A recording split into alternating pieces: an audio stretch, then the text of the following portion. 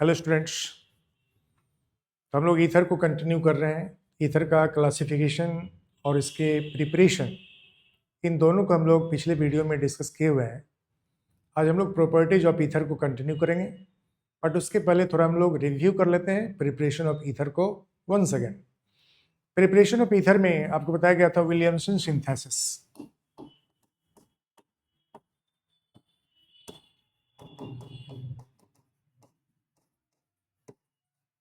Williamson synthesis में आपको बताया गया था कि जब 1 डिग्री अल्काइल हैलाइड और सोडियम अल्कोक्साइड ये दोनों रिएक्ट करते हैं तो मिलता है आपको ईथर। 1 डिग्री अल्काइल हैलाइड जब हेलोजन एटम 1 डिग्री कार्बन पर जुड़ा हो और सोडियम एल्कोक्साइड ये जब रिएक्ट करते हैं तो एल्कोक्साइड न्यूक्लियोफाइल इस हेलोजन को सब्स्टिट्यूट करके यहाँ ईथर प्रोड्यूस करता है। साथ में आपको ये हेलाइड आयन और ये सोडियम आयन कंबाइंड होकर सोडियम हेलाइड में चेंज कर जाते हैं। हेलाइड आयन और सोडियम कंबाइंड होकर सोडियम हेलाइड में कन्वर्ट हो जाते हैं। रिएक्शन मैकेनिज्म इसका इस तरह से है, जिस कार्बन पर हेलोजन एटम जुड़े हुए हैं उस कार्बन पर एक अल्काइल और 2 हाइड्रोजन एटम अटैच्ड है, यानी कि 1 डिग्री कार्बन पर हेलोजन जुड़ा है। जब 1 डिग्री कार्बन पर हेलोजन जुड़ा है, अब इसको 1 डिग्री अल्काइल हैलाइड बोलते हैं और ये एल्कोक्साइड आयन न्यूक्लियोफाइल के रूप में इस पे अटैक करते हैं, during which transition state complex will produce. एक तरफ हेलोजन का बॉन्ड वीक होने लग जाता है और दूसरी तरफ न्यूक्लियोफाइल से इस कार्बन के बॉन्डिंग स्टार्ट हो जाता है और जितने भी ये सभी ग्रुप हैं इस एल्कोक्साइड के द्वारा रिपेल्ड होके एक प्लेनर ज्योमेट्री में आ जाते हैं, एक फ्लैट ज्योमेट्री बना लेते हैं। ये आर और 2 हाइड्रोजन एक फ्लैट ज्योमेट्री में आ जाते हैं। एक तरफ ये हेलोजन भी पार्शियली अटैच्ड है और दूसरी तरफ एल्कोक्साइड भी पार्शियली अटैच्ड हो जाते हैं। इसको हम लोग टीएस कम्प्लेक्स बोलते हैं, ट्रांजिशन स्टेट कम्प्लेक्स बोलते हैं। इस ट्रांजिशन स्टेट कम्प्लेक्स के फॉर्मेशन के द्वारा अब ये कंपाउंड अब यहाँ से हेलाइड को रिप्लेस कर देता है, हेलाइड को लॉस कर लेता है और हेलाइड को लॉस करके ये चेंज कर जाते हैं इनटू ईथर। तो कंपाउंड बन गया ईथर, साथ में सोडियम आयन और हेलाइड आयन कंबाइंड हो जाएगा। जो सोडियम आयन यहाँ है सोडियम एल्कोक्साइड में, इस सोडियम एल्कोक्साइड का जो सोडियम आयन है, दिस सोडियम आयन और जो हेलाइड यहाँ से लॉस होगा, ये दोनों कंबाइंड होकर सोडियम हेलाइड में कन्वर्ट हो जाता है। तो यह प्रिपरेशन जो है ये आपको ईथर के प्रिपरेशन विलियमसन सिंथेसिस कहलाता है। इसमें हमेशा याद रखना है कि 1 डिग्री अल्काइल हैलाइड और सोडियम एल्कोक्साइड जब रिएक्ट करते हैं तभी ईथर मिलता है। जब 2 डिग्री अल्काइल हैलाइड हो या 3 डिग्री अल्काइल हैलाइड हो तो सोडियम एल्कोक्साइड के साथ में रिएक्ट करके ये एलिमिनेशन रिएक्शन में चले जाते हैं और उससे अल्कीन प्रोड्यूस हो जाता है। तो जब ईथर बनाना होगा तो 1 डिग्री अल्काइल हैलाइड का यूज़ करेंगे और सोडियम एल्कोक्साइड का यूज़ करेंगे। जब अल्कीन बनाना होगा तो आप 2 डिग्री अल्काइल हैलाइड या 3 डिग्री अल्काइल हैलाइड का यूज़ करेंगे और साथ में सोडियम एल्कोक्साइड का यूज़ करेंगे।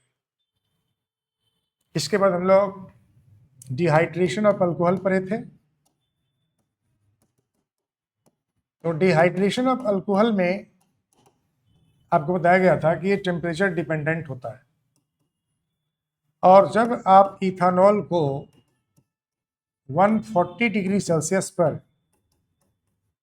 ट्रीट करते हैं कॉन्सेंट्रेटेड H2SO4 के साथ, तो कॉन्सेंट्रेटेड H2SO4 के प्रेजेंस में इथानॉल डिहाइड्रेशन में जाता है और डिहाइड्रेट होके इट मीन्स वाटर लॉस करके ये भी SN2 रिएक्शन मैकेनिज्म से ईथर में चेंज करता है। तो यहाँ पर CH3, CH2O, CH2 और CH3, मतलब आप इसको इथॉक्सी ईथेन बोलते हैं। यहाँ पर आपको इथॉक्सी ईथेन बन जाता है। साथ में क्या लॉस होते हैं? वाटर लॉस होता है। वाटर लॉस होने के कारण ही हम लोग इसको डिहाइड्रेशन बोलते हैं, डिहाइड्रेशन ऑफ अल्कोहल बोलते हैं। अल्कोहल का डिहाइड्रेशन जब होगा कॉन्सेंट्रेटेड H2SO4 के द्वारा होगा या एल्यूमिना के द्वारा होगा, Al2O3 के द्वारा होगा या H3PO4 के द्वारा होगा। H3PO4 या कॉन्क H2SO4 और Al2O3 जिसको एल्यूमिना बोलते हैं, ये सभी अल्कोहल को डिहाइड्रेट कराकर इसे ईथर में चेंज कर सकते हैं। वैसे ये टेम्परेचर डिपेंडेंट रिएक्शन होता है, ये हाईली टेम्परेचर डिपेंडेंट होते हैं। ईथर तब बनेगा जब SN2 रिएक्शन मैकेनिज्म को ये फॉलो करेंगे, और SN2 रिएक्शन मैकेनिज्म को फॉलो करते हैं जनरली एट लो टेम्परेचर। और एलिमिनेशन रिएक्शन में जब ये चले जाएंगे तो यहाँ भी अल्कीन बन जाएगा, और अल्कीन आपको जनरली हायर टेम्परेचर पर प्रोड्यूस होता है। अब जैसे देखिए इथानॉल का जो ये टेम्परेचर जिसमें ईथर बन रहा है, यह टेम्परेचर 413 केल्विन यूज करता है। लेकिन जब इसी इथानॉल के साथ जब H2SO4 कॉन्क का रिएक्शन कराते हैं, मतलब सेम इथानॉल यहाँ भी है, यहाँ भी है, कॉन्क H2SO4 यहाँ भी है, यहाँ भी है, लेकिन टेम्परेचर जब 443 केल्विन कर देते हैं तो टेम्परेचर के बढ़ जाने पे अब इससे कंपाउंड बनता है ईथीन। इससे बन गया ईथीन, साथ में वाटर लॉस होगा। यहाँ आप देखिए इस कार्बन से OH ग्रुप का लॉस होता है, लेकिन इसके बगल वाले कार्बन पे जहाँ 3 हाइड्रोजन एटम है, यहाँ से 1 हाइड्रोजन एटम के लॉस हो जाते हैं। इस तरह से यहाँ से हाइड्रोजन एटम के लॉस हो जाते हैं और यहाँ इस कार्बन से OH ग्रुप के लॉस होते हैं। तो H और H दोनों कंबाइंड होकर H2 बना लेता है, और यहाँ कार्बन से कार्बन के डबल बॉन्ड फॉर्म कर जाता है, यानी कि आपको इथीन और वाटर प्रोड्यूस होता है। जब इथानॉल का कॉन्सेंट्रेटेड H2SO4 के साथ रिएक्शन कराएंगे 413 केल्विन टेम्परेचर पर, तो ईथर बनेगा। जब इथानॉल को डिहाइड्रेट करेंगे कॉन्सेंट्रेटेड H2SO4 के साथ 443 केल्विन पर, तो उससे इथीन बनेगा और वाटर बनेगा। तो ईथर का फॉर्मेशन अल्कोहल के साथ जो होता है, यह भी SN2 रिएक्शन मैकेनिज्म को ही फॉलो करते हैं। हम लोग इसके रिएक्शन मैकेनिज्म से समझ सकते हैं। जैसे में आपको मैकेनिज्म क्या इन्वॉल्व है ईथर के फॉर्मेशन होने में, फ्रॉम इथानॉल देखिए यहाँ पर CH3CH2OH, इसमें आपको ऑक्सीजन पे लोन पे है, और H2SO4 आयनाइज होकर H प्लस प्रोड्यूस करते हैं। तो H प्लस आयन जो H2SO4 से आया, यह लोन पेयर एक्सेप्टर होता है, ऑक्सीजन के लोन पेयर के साथ में कंबाइंड हो जाते हैं, और लोन पेयर के साथ में ये कंबाइंड होकर अब ये प्रोटोनेटेड अल्कोहल में चेंज कर जाते हैं। H प्लस मतलब प्रोटॉन हो गया, और प्रोटॉन जब अल्कोहल के साथ में ऐड हो गया तो इसको हम लोग प्रोटोनेटेड अल्कोहल बोलते हैं। जो प्रोटोनेटेड अल्कोहल बना, इस प्रोटोनेटेड अल्कोहल पे अब जो दूसरा इथाइल अल्कोहल मॉलिक्यूल है, ये न्यूक्लियोफाइल की तरह एक्ट करता है। यह जो इथानॉल है, ये न्यूक्लियोफाइल की तरह एक्ट करता है। जब ये इथानॉल इसके पास अप्रोच करेगा, तो ये इथानॉल यहाँ अप्रोच करके इस ऑक्सीजन के द्वारा अपना ये लोन पेयर, ये ऑक्सीजन लोन पेयर इस कार्बन को डोनेट करते हैं, जिस पर ये OH2 प्लस जुड़ा हुआ है। तो जब ये लोन पेयर अपना डोनेट करेंगे इस कार्बन को, तो यहाँ ट्रांजिशन स्टेट कॉम्प्लेक्स बनाते हुए वाटर का लॉस हो जाएगा। ये बॉन्ड पेयर जो इलेक्ट्रॉन है, ये इस ऑक्सीजन पे शिफ्ट हो जाएंगे और H2O बन के ये एलिमिनेट हो जाएगा, जबकि यह ऑक्सीजन इसको लोन पेयर डोनेट करके इसके साथ में अटैच हो जाएगा।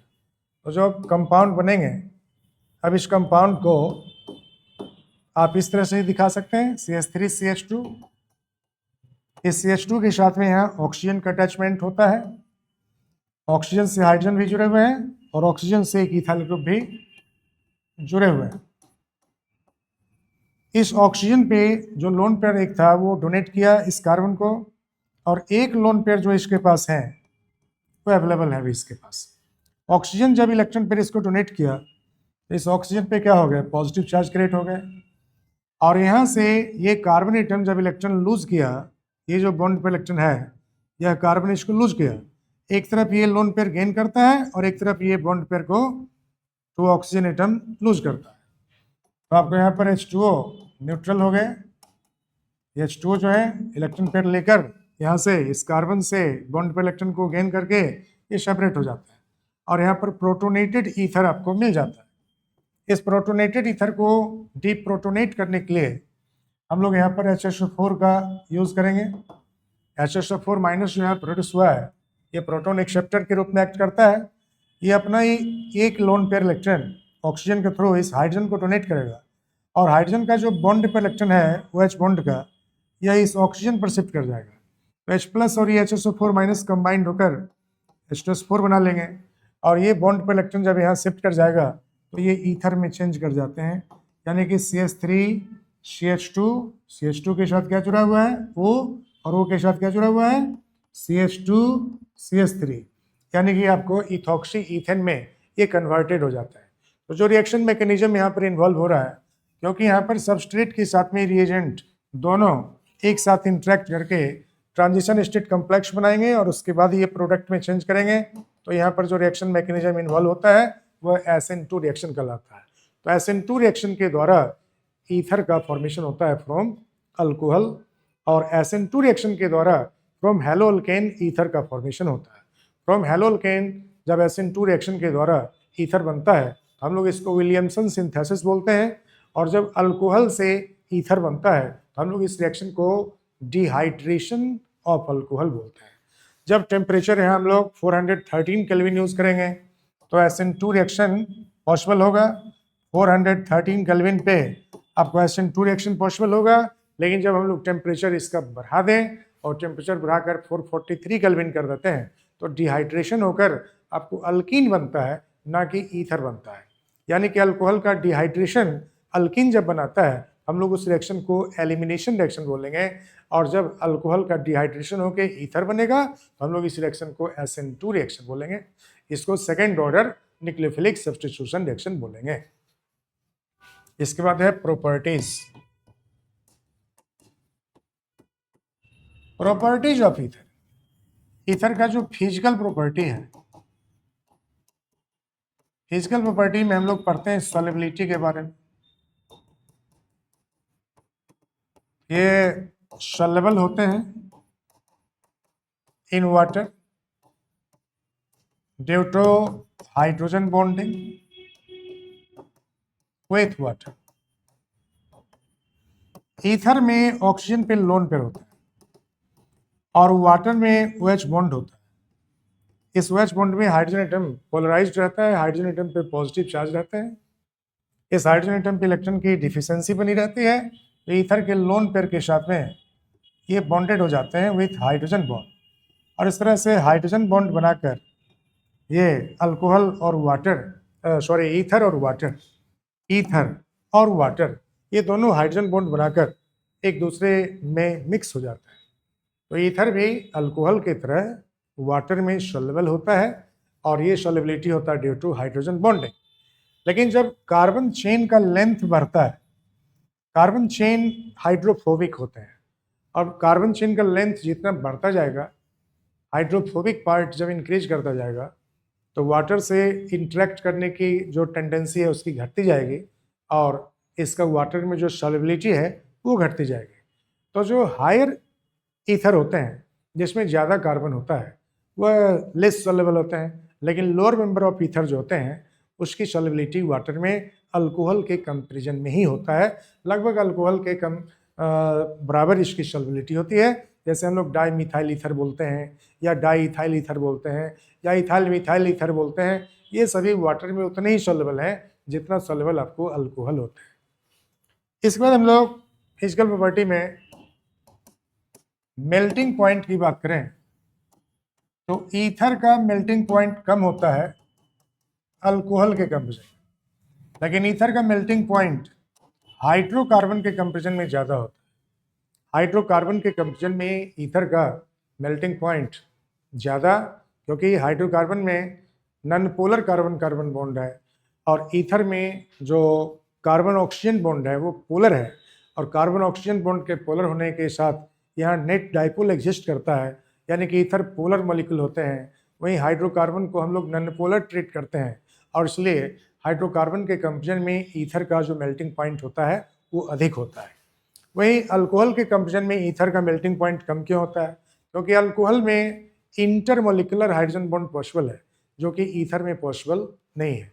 ईथर में आपको ROR बॉन्ड है, मतलब कार्बन से ऑक्सीजन का बॉन्ड है, और हाइड्रोजन बॉन्ड बनने के लिए OH बॉन्ड होना जरूरी होता है। तो अल्कोहल में OH बॉन्ड है, और OH बॉन्ड है अल्कोहल में, तो इंटरमोलिकुलर हाइड्रोजन बॉन्ड वो बनाएगा। लेकिन ईथर में OH बॉन्ड नहीं है, तो ये इंटरमोलिकुलर हाइड्रोजन बॉन्ड नहीं बना पाते हैं, और इसलिए ईथर का मेल्टिंग पॉइंट लोअर होता है और अल्कोहल के मेल्टिंग पॉइंट हायर होता है। इसके बाद हम लोग केमिकल प्रॉपर्टीज में आते हैं। केमिकल प्रॉपर्टीज में रिएक्शन विथ हैलोजन एसिड को हम लोग पढ़ेंगे। हैलोजन एसिड का रिएक्शन, जब ईथर के साथ हैलोजन एसिड का रिएक्शन कराते हैं तो एक मॉलिक्यूल अल्कोहल में और दूसरा मॉलिक्यूल अल्काइल हैलाइड का प्रोड्यूस करता है। अल्कोहल भी बनता है और अल्काइल हैलाइड भी बनता है, ROR। इसमें ऑक्सीजन पे लोन पेयर, और HX में हाइड्रोजन जो है वो आयोनाइजेबल है। तो ये ऑक्सीजन जब हाइड्रोजन को लोन पे डोनेट करते हैं तो हाइड्रोजन एटम अपना इलेक्ट्रॉन इस हैलोजन को डोनेट कर देता है, और इस तरह से प्रोटोनेटेड हो जाते हैं ये ईथर मॉलिक्यूल। ये प्रोटोनेटेड हो गया, एक लोन पेयर इस हाइड्रोजन के साथ में कंबाइन करके ये प्रोटोनेटेड हो गया, प्रोटोनेटेड ईथर बन गया। साथ में ये हैलाइड आयन प्रोड्यूस हुआ, यहाँ से ये हैलोजन हाइड्रोजन से इलेक्ट्रॉन लेके सेपरेट होगा, हैलाइड आयन के रूप में सेपरेट हो जाता है। तो पॉजिटिव आयन और नेगेटिव आयन अभी इंटरेक्ट कर गया, लेकिन ये हैलाइड अब अपना लोन पर लेकर न्यूक्लियोफाइल के तरह एक्ट करता है।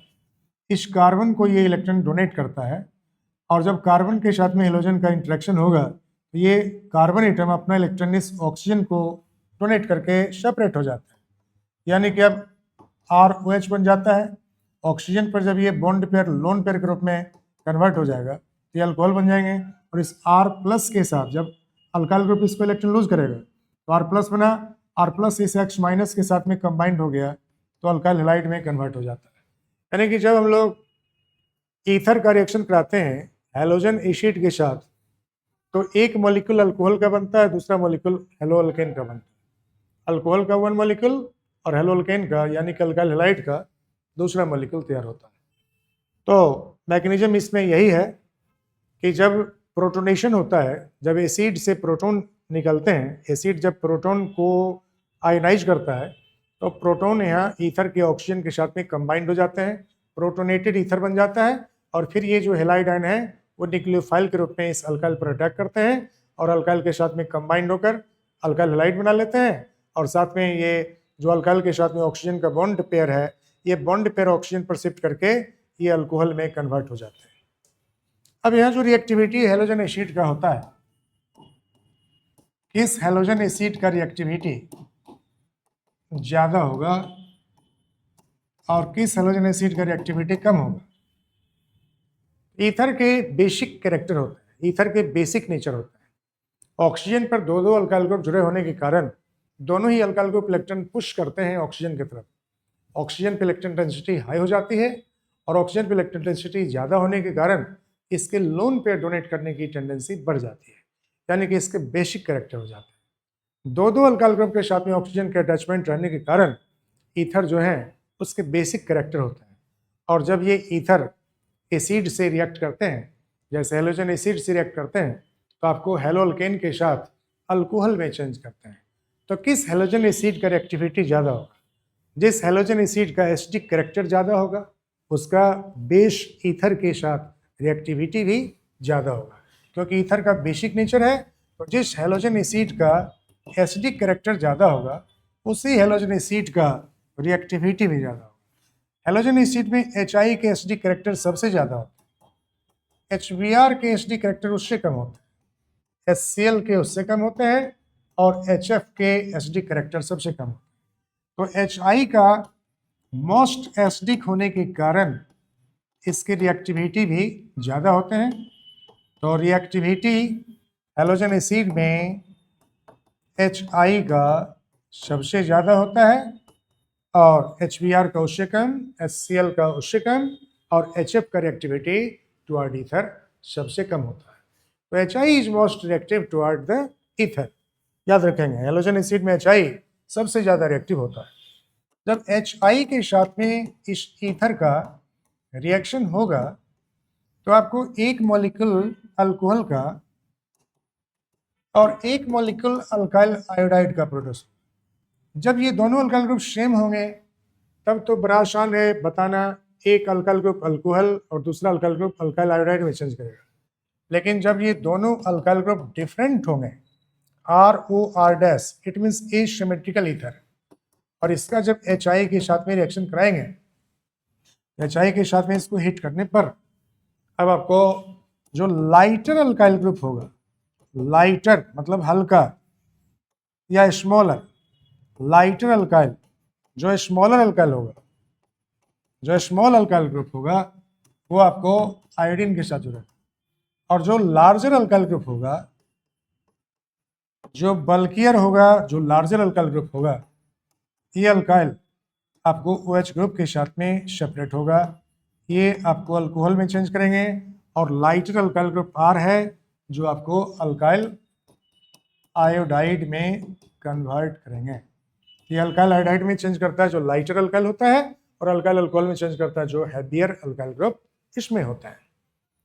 अब इसमें बहुत आसान है, जब ऑक्सीजन पे ये भी मिथाइल ग्रुप है और ये भी मिथाइल ग्रुप जुड़ा हुआ है, HI के साथ में रिएक्शन कराएंगे तो दोनों तरफ मिथाइल ग्रुप है, तो एक मिथाइल आपको अल्कोहल में चेंज कर गया और दूसरा मिथाइल आइडोमीथेन में चेंज कर गया। लेकिन जब एक तरफ मिथाइल ग्रुप और एक तरफ इथाइल ग्रुप है तो ये बिगर है और ये लाइटर है, स्मॉलर है।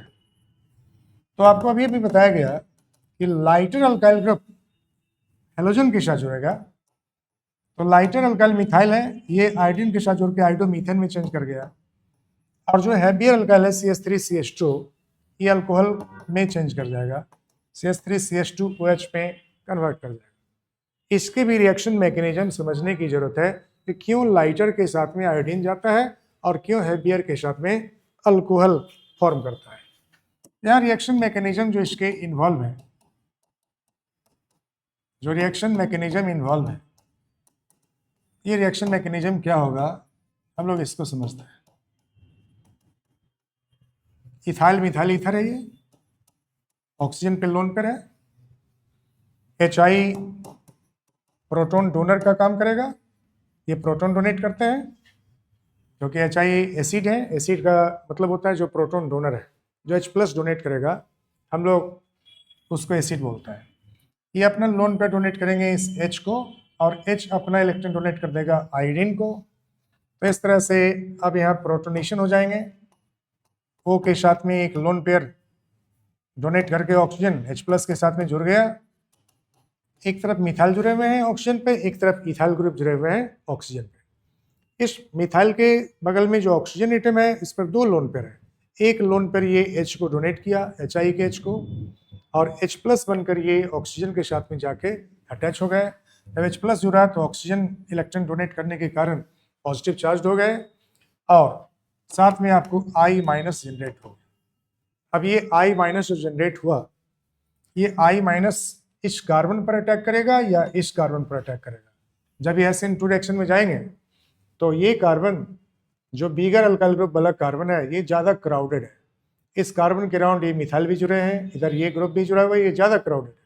लेकिन ये कार्बन लेस क्राउडेड है क्योंकि यहाँ स्मॉलर हाइड्रोजन एटम जुड़े हुए हैं, इधर आपको सिर्फ हाइड्रोजन एटम जुड़ा हुआ है, ये लेस क्राउडेड है और ये मोर क्राउडेड है। तो लेस क्राउडेड कार्बन पे आपको आयोडीन का जो अटैक है वो ज़्यादा ईजियर होता है, इसलिए ये लेस क्राउडेड कार्बन पर अटैक करते हैं। और इस कार्बन के साथ में जब ये इंटरेक्ट करेंगे इस CH3 पर, जब ये इंटरेक्ट होंगे इस CH3 के साथ, जब ये I- इंटरेक्ट करेंगे इस तरफ से देखिए आपको आयोडीन का बॉन्डिंग स्टार्ट हो गया और जैसे जैसे आयोडीन का बॉन्डिंग यहाँ स्टार्ट होगा वैसे वैसे कार्बन के साथ में जो ऑक्सीजन का बॉन्ड है, इस कार्बन के साथ में जो ऑक्सीजन का बॉन्ड है ये टूटना शुरू कर देगा, जैसे जैसे आयोडीन के साथ इस मिथाइल का बॉन्डिंग बनना स्टार्ट हो जाएगा।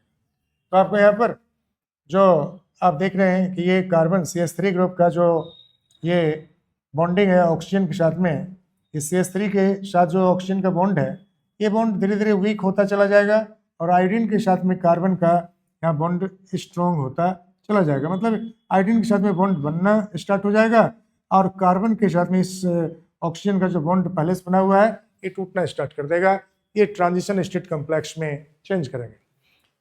ट्रांजिशन स्टेट कॉम्प्लेक्स अब फाइनली प्रोडक्ट में चेंज करते हैं, यानी कि आयोडीन इस कार्बन के साथ में अटैच हो जाएगा और ये बॉन्ड पर कंप्लीटली टूट जाएंगे और इसका इलेक्ट्रॉन पेयर जो है ये ऑक्सीजन पर शिफ्ट कर जाएंगे। तो आयोडीन एटम आपको CH3 के साथ जुड़ गया तो क्या बन गया, आयोडो मीथेन बन गया और साथ में आपको ये बॉन्ड टूट जाएंगे और इसका इलेक्ट्रॉन पेयर ऑक्सीजन पे शिफ्ट कर जाएगा। तो इसके साथ साथ आपको क्या बन गया, दैट इज इथानॉल बन गया। इस तरह से इथानॉल भी बनते हैं, इथानॉल भी इस तरह से बन जाते हैं और आयोडो मीथेन भी प्रोड्यूस हो जाते हैं। तो ये रिएक्शन मैकेनिज्म इसमें इन्वॉल्व होता है। यदि आप दूसरे मैकेनिज्म को समझें, जैसे आप देखें यहाँ पर मिथाइल के साथ में ऑक्सीजन जुड़ा हुआ है और यहाँ आपको एन प्रोपाइल जुड़ा हुआ है और जब इसका HI के साथ में रिएक्शन कराएंगे तो ऑक्सीजन पे लोन पर है, ये लोन पे डोनेट करेगा H को और H का इलेक्ट्रॉन पेयर शिफ्ट कर जाएगा I पे। तो जो स्पेशीज बनेंगे इसमें O के साथ में H+ जुड़ गया, प्रोटोनेटेड हो गया और यहाँ CH2 CH3 भी जुड़े हुए हैं, साथ में यहाँ I- भी प्रोड्यूस होगा। जब ये H+ इसको डोनेट करेगा तो I- सेपरेट हो गया। अब ये I- न्यूक्लियोफाइल के रूप में इस लेस क्राउडेड कार्बन पर अटैक करेंगे और इसका जो ये बॉन्ड पेयर इलेक्ट्रॉन है ये ऑक्सीजन पर शिफ्ट कर जाता है। तो I- के साथ में ये कार्बन जुड़कर क्या प्रोड्यूस करेगा, मिथाइल आयोडाइड, और ये बॉन्ड पेयर यहाँ शिफ्ट होके इसको न्यूट्रल कर दिया, बन गया OH और इसके साथ जुड़ा हुआ है CH2 CH3, यानी कि स्मॉलर अल्काइल के साथ में आयोडीन और बिगर अल्काइल के साथ में OH ग्रुप, इससे बन गया प्रोपेन 1-ऑल, बोलते हैं प्रोपेन 1-ऑल और इसको क्या बोलते हैं, आयोडो मीथेन। तो इस तरह से आयोडो मीथेन और प्रोपानॉल ये दो कंपाउंड यहाँ प्रोड्यूस होता है जब मिथाइल प्रोपाइल ईथर होता है।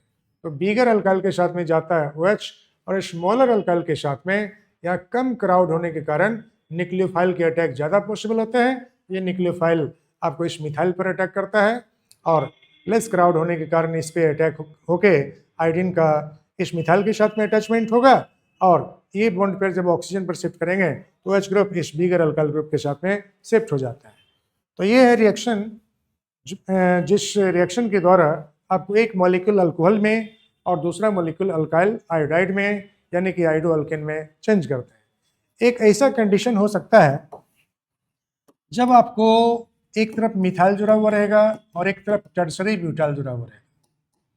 ये बहुत ध्यान देने वाली बात है, बहुत ही इंपॉर्टेंट ये रिएक्शन है। यहाँ पर आपको एक तरफ मिथाइल जुड़ा हुआ है और एक तरफ टर्सरी ब्यूटाइल जुड़ा हुआ है और ये मिथाइल ग्रुप है।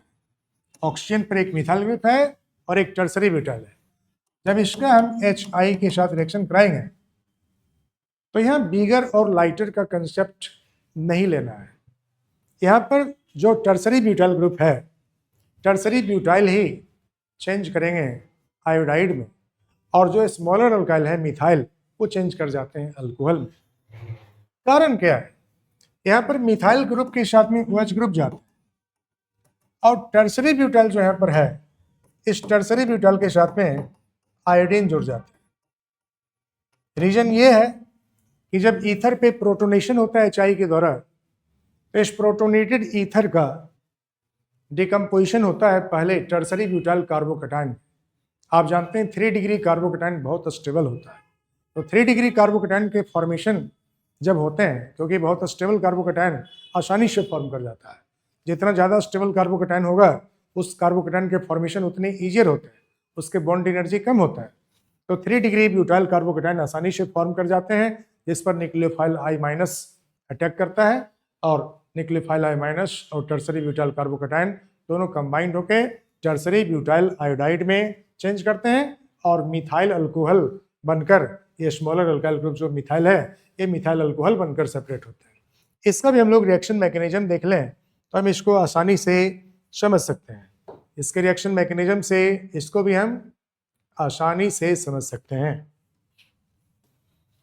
देखिए, जब आपको यहाँ मिथाइल भी जुड़ा हुआ है और टर्सरी ब्यूटाइल भी जुड़ा हुआ है, इस कंडीशन में ऑक्सीजन पे लोन पर है, HI का आयनाइजेशन होके प्रोटॉन प्रोड्यूस होता है और ये प्रोटॉन इस ऑक्सीजन के साथ में अटैच हो जाता है।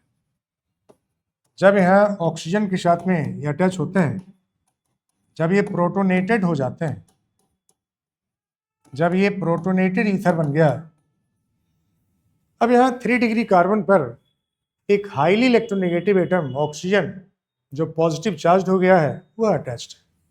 तो 3 डिग्री कार्बन आसानी से इलेक्ट्रॉन इसको लूज कर देता है, क्योंकि 3 डिग्री कार्बोकैटायन स्टेबल होते हैं और इसलिए स्टेबल कार्बोकैटायन के फॉर्मेशन के लिए इस ऑक्सीजन को ये न्यूट्रल करने के लिए अपना इलेक्ट्रॉन क्या करेगा, 3 डिग्री कार्बन लूज कर देगा, ट्रांसफर कर देगा, या अपना बॉन्ड पे इलेक्ट्रॉन इसको ट्रांसफर करके अल्कोहल बना देगा, मिथाइल अल्कोहल बना देगा। और जैसे ये इलेक्ट्रॉन पर यहाँ शिफ्ट करेंगे तो इससे प्रोड्यूस हो गया CH3OH यानी कि मीथानॉल। और साथ में 3 डिग्री कार्बन से इलेक्ट्रॉन जा रहा है ऑक्सीजन पे, तो 3 डिग्री कार्बन पे क्या हो जाएगा, पॉजिटिव चार्ज।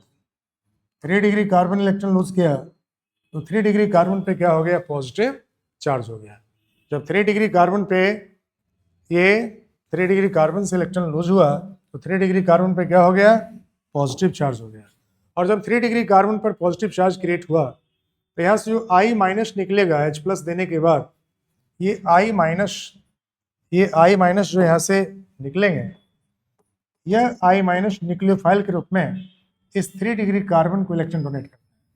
और जब 3 डिग्री कार्बन को ये इलेक्ट्रॉन डोनेट करते हैं तो इससे क्या बन जाता है, 3 डिग्री कार्बन के साथ में आयोडीन का अटैचमेंट हो गया और इससे बन गया टर्सरी ब्यूटाइल आयोडाइड। तो टर्सरी ब्यूटाइल आयोडाइड मतलब 3 डिग्री कार्बन के साथ में आयोडीन के अटैचमेंट इसलिए होते हैं क्योंकि आपको after protonation of ether tertiary butyl carbocation stable carbocation है उसका फॉर्मेशन हो जाता है और टर्सरी ब्यूटाइल कार्बोकैटायन के साथ में आपको न्यूक्लियोफाइल I माइनस जुड़ते हैं और इस I माइनस के जुड़ने के कारण आपको हैवियर ग्रुप ही आयोडीन के साथ में जुड़ जाता है और जो लाइटर ग्रुप है मिथाइल वो अल्कोहल बनाकर यहाँ सेपरेट हो रहा है। ये लाइटर ग्रुप था मिथाइल ग्रुप और यही अल्कोहल में चेंज कर गया। और जो हैवियर ग्रुप है टर्सरी ब्यूटाइल, क्योंकि टर्सरी ब्यूटाइल कार्बोकैटायन बहुत स्टेबल होते हैं, ये बहुत स्टेबल कार्बोकैटायन है और इसलिए इसका फॉर्मेशन बहुत जल्दी हो गया, रेडली हो गया और आयोडीन इस पर जुड़कर टर्सरी ब्यूटाइल आयोडाइड में चेंज कर गए। तो ये रिएक्शन मैकेनिज्म इन्वॉल्व है कि क्यों हैवियर अल्काइल ग्रुप जब टर्सरी अल्काइल होता है तो आयोडीन के साथ में क्यों अटैच हो जाता है, जबकि नॉर्मली जब 1 डिग्री या 2 डिग्री अल्काइल होते हैं तो जो लाइटर अल्काइल ग्रुप होता है वो आयोडीन के साथ जुड़ते हैं और जो हैवियर अल्काइल ग्रुप होता है वो OH ग्रुप के साथ में जुड़ के प्रोडक्ट प्रोड्यूस करता है। तो आज हम लोग ईथर को कंप्लीट कर चुके हैं। इसमें इलेक्ट्रोफिलिक सब्स्टिट्यूशन भी होता है। इलेक्ट्रोफिलिक सब्स्टिट्यूशन में अल्कोहल में जैसे आपको फिनॉल का बताया गया था, electrophilic substitution OH group ortho para directing है और OH ग्रुप जब ऑर्थो पैरा डायरेक्टिंग है तो ये फिनॉल में आप जब ब्रोमिनेशन करा रहे थे तो ऑर्थो और पैरा पोजिशन पे ब्रोमीन सब्स्टिट्यूट हुआ। फिनॉल का जब आप हेलोजिनेशन कराते हैं तो ऑर्थो पोजिशन पे और पैरा पोजिशन पे हेलोजन सब्स्टिट्यूट होता है। ठीक उसी तरह से एरोमेटिक ईथर में एल्कोक्सी ग्रुप भी आपको ऑर्थो पैरा डायरेक्टिंग होता है। तो ये किसी इलेक्ट्रोफाइल को ऑर्थो पोजिशन पे या पैरा पोजिशन पर ही डायरेक्ट करते हैं। जैसे हम लोग एरोमेटिक ईथर का रिएक्शन देखें, सपोज आपको दिया गया यहाँ पर मिथॉक्सी बेंजीन, इस मिथॉक्सी बेंजीन को हम लोग एनिसोल बोलते हैं, एनिसोल इसको कॉमन नेम में बोलते हैं। और इसका जब नाइट्रेशन कराते हैं, क्योंकि ऑक्सीजन पिल लोन पर है और ये आपको एक्टिवेटिंग ग्रुप है, मिथॉक्सी ग्रुप एक्टिवेटिंग ग्रुप है, तो सेकंड कार्बन को और फोर्थ कार्बन को और सिक्स कार्बन को ये एक्टिवेट कर चुका होता है, और इसलिए जब HNO3 का रिएक्शन कराएंगे in presence of catalyst H2SO4, तो नाइट्रो ग्रुप जहाँ मिथॉक्सी ग्रुप जुड़ा हुआ है उसके रिस्पेक्ट में सेकंड कार्बन पे सब्स्टिट्यूट होते हैं, जहाँ मिथॉक्सी ग्रुप जुड़ा हुआ है क्योंकि ये एक्टिवेटिंग ग्रुप है तो ये ऑर्थो और पैरा दोनों पोजीशन को एक्टिवेट कर देते हैं, and so nitro group para position पर भी सब्स्टिट्यूट होते हैं और ऑर्थो पोजीशन पर भी सब्स्टिट्यूट होते हैं। क्योंकि यहाँ मिथॉक्सी ग्रुप का जो इफेक्ट है बेंजीन पर वह डायरेक्टिंग इफेक्ट जो है, डायरेक्टिव इन्फ्लुएंस जो होता है मिथॉक्सी ग्रुप का, एल्कोक्सी ग्रुप का डायरेक्टिव जो इन्फ्लुएंस होता है वो ऑर्थो और पैरा पोजीशन होता है due to positive mesomeric effect. क्योंकि यहाँ लोन पेयर जो है रिंग के साथ में, बेंजीन रिंग के साथ में, यह लोन पेयर कंजुगेटेड है और इसके लोन पेयर जब रिंग की तरफ शिफ्ट करते हैं तो सेकंड कार्बन और फोर्थ कार्बन और सिक्स कार्बन एक्टिवेटेड हो जाता है, और सेकंड, फोर्थ और सिक्स कार्बन पे इलेक्ट्रॉन डेंसिटी जब ज़्यादा हो जाते हैं तो इलेक्ट्रोफाइल वहीं पर अटैक करता है, सेकंड पे अटैक करता है या फोर पे अटैक करता है या सिक्स पे अटैक करता है। 2 और 6 पर अटैक करेगा तो उसको हम लोग ऑर्थो पोजीशन बोलते हैं, और जब 4 पे अटैक करता है हम लोग इसको पैरा पोजीशन बोलते हैं। तो 4 पर जब नाइट्रेशन होगा तो 4 नाइट्रो इनिशियल बनेगा, और जब 2 पे आपको नाइट्रेशन होगा, नाइट्रो ग्रुप सब्स्टिट्यूट होंगे, तो हम लोग इसको बोलते हैं 2 नाइट्रो इनिशियल। तो हम लोग ईथर को आज कंप्लीट कर चुके हैं। जिन बच्चों ने सब्सक्राइब नहीं किया कृपया हमारे वीडियो को सब्सक्राइब कर लें ताकि हमारे नेक्स्ट वीडियो भी आप तक पहुंच पाएंगे। Thank you.